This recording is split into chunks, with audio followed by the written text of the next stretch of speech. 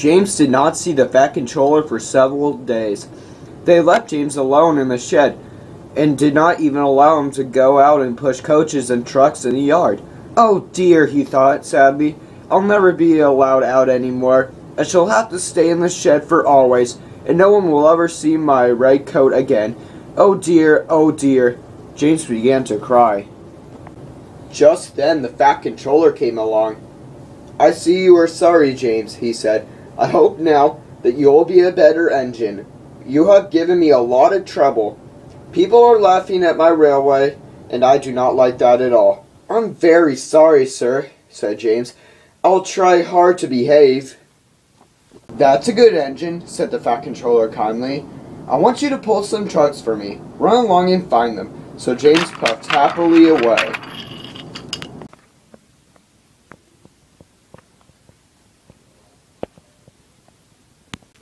Here are your trucks, James, said a little tank engine. Have you got some bootlaces ready?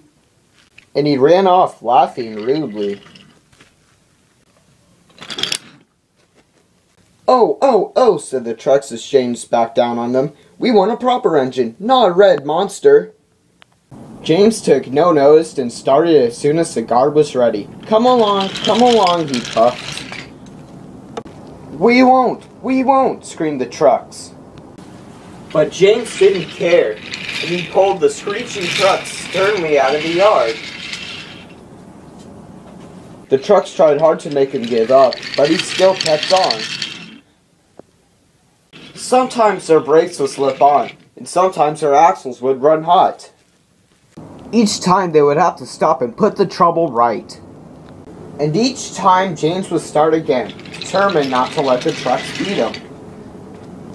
Give up, you can't pull us, you can't, called the trucks. I can and I will, puffed James. And slowly but surely, he pulled them along the line. At last they saw Gordon's Hill ahead. Look out for trouble, James, warned his driver. We'll go fast and get them up before they know it. Don't let them stop you. So James went faster and faster, and soon they were halfway up the hill. I'm doing it, he panted, but it was hard work. Will the top ever come, he thought. When with a sudden jerk, it all came easier. I've done it, he puffed triumphantly. Hurrah, he thought. It's easy now, but his driver shut off steam.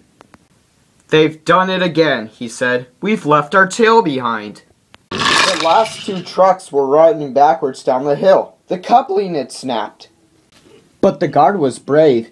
Very carefully and cleverly, he made them stop. Then he got out and walked down the line with his red flag. That's why it was easy, said James as he backed the other trucks carefully down. What silly things trucks are. There might have been an accident. Meanwhile, the guard had stopped Edward, who was pulling a passenger train. Shall I help you, James? Called Edward. No, thank you, answered James. I'll pull them myself. Good. Don't let them beat you. So James got ready, and with a peep peep, he was off. I can do it, he puffed. He pulled and puffed as hard as he could. Peep, peep, peep, you're doing well, whistled Edward. As James slowly struggled up the hill, with clouds of smoke and steam pouring from his funnel. I've done it, he panted and disappeared over the top. They reached their station safely. James was resting in the yard. When Edward puffed by with a cheerful peep peep. Then, walking towards him across the rails, James saw the Fat Controller. Oh dear, what will he say? He asked himself sadly. But the Fat Controller was smiling. I was in Edward's train and saw everything, he said. You've made the most troublesome trucks on the line behave. After that, you deserve to keep your red coat.